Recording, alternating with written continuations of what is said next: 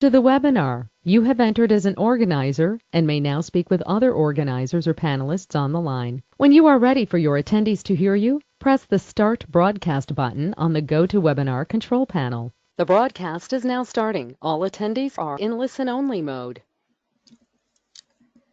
Hello and welcome to the City and Guilds demonstration of Learning Assistant for EQAs.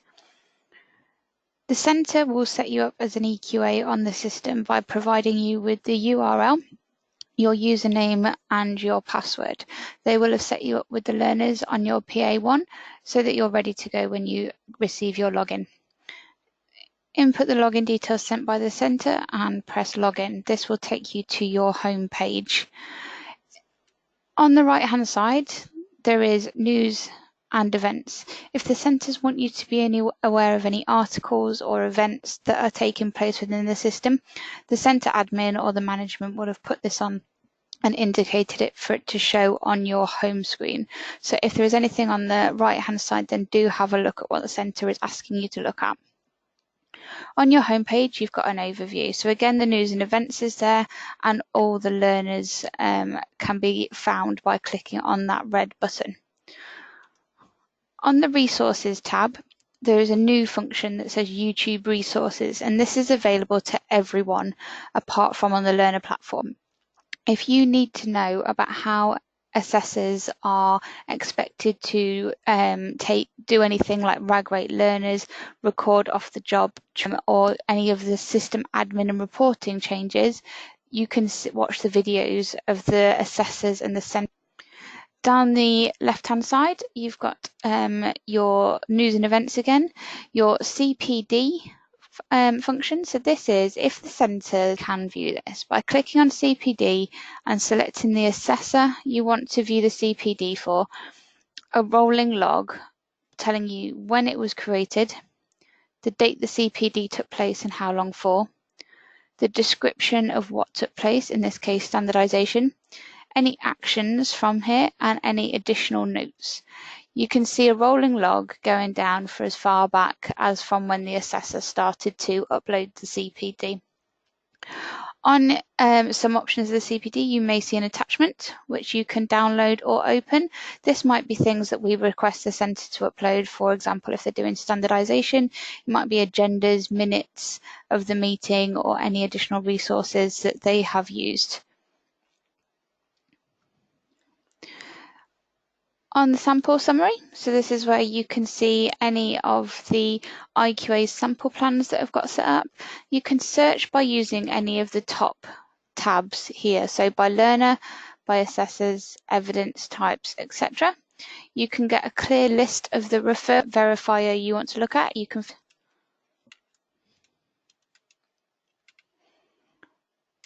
search, and then this will indicate how many bits of evidence verified. Sampling plans, this is where you can search for a list of all sample plans.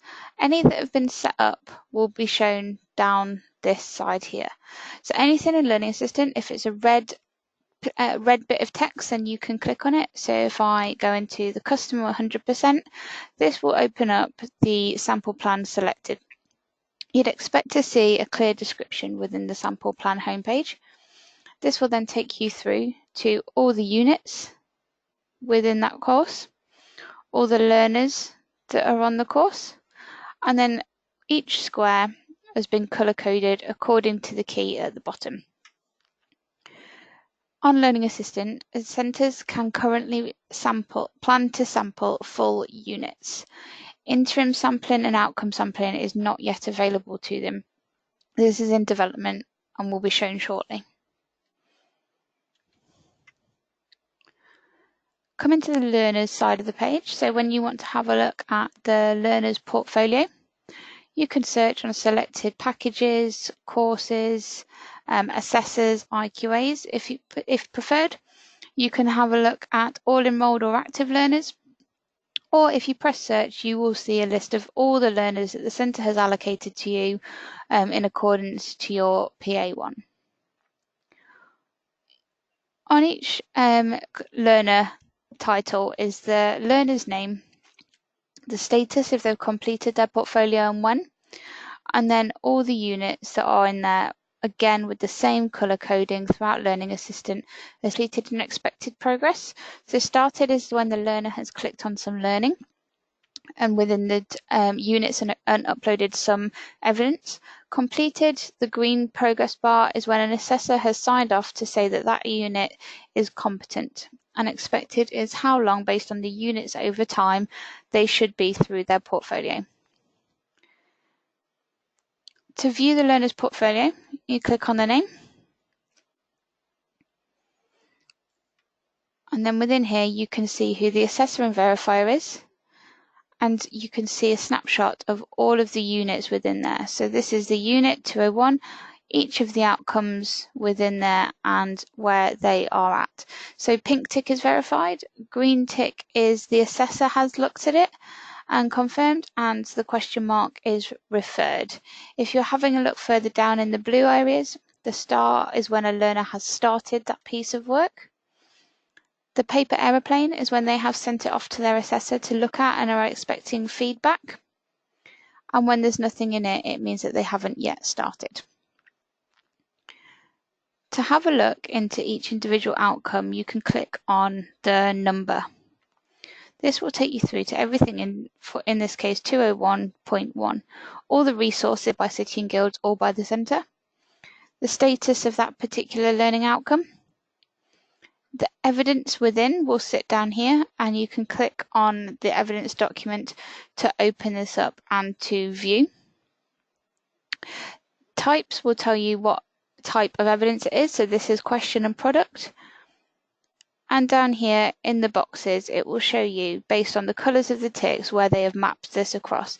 So if in here it's a black tick, it means the learner thinks that that piece of evidence covers 1.3. If it is a green tick, it means the assessor has agreed with that.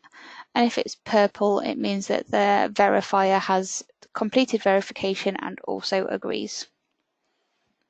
Going further down, you can see the contact diary that relates to that learning outcome. So ideally, you'd want to see the start being planning, description and feedback from the assessor and what outcomes that's for.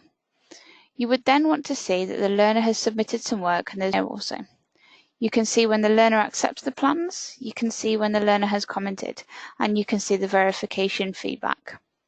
The verification feedback, although sits in the contact diary, is set as private so that the learner and the centre can't see this. Only the assessor and us as management can see this feedback.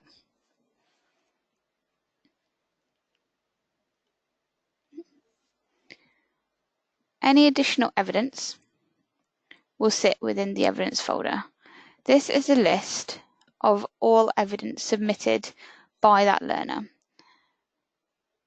The new function of the star and the clipboard is for Showcase Portfolio. If the star has got an exclamation mark in it and has gone green, it means that the assessor and the learner have decided that this is going to be fit for Showcase Portfolio and the standards if required. The clipboard is when a learner has requested this piece of evidence to be reviewed and feedback is given. If they have given feedback and re-uploaded a document, so if they've submitted a piece of work, the assessor has said that it's not quite good enough and they need a little bit more, and they've resubmitted, there is now a version history. So rather than creating a new evidence number, you can click on the backwards arrow and you can see the first bit of evidence that they submitted and then the evidence that they replaced with all their amendments on and their progression. To see the learner journey in the contact diary as a whole, then you click on contact and you can see every bit of communication between the assessor, the learner and the EQA throughout the entirety of their portfolio and their course. You can filter this out. You may just want to see and what's been taking place here. So you could filter that out and see the description that has been put in by the assessor. You may only want to see the assessment feedback to make sure that the assessor is giving good quality assessment feedback. This will feed in back.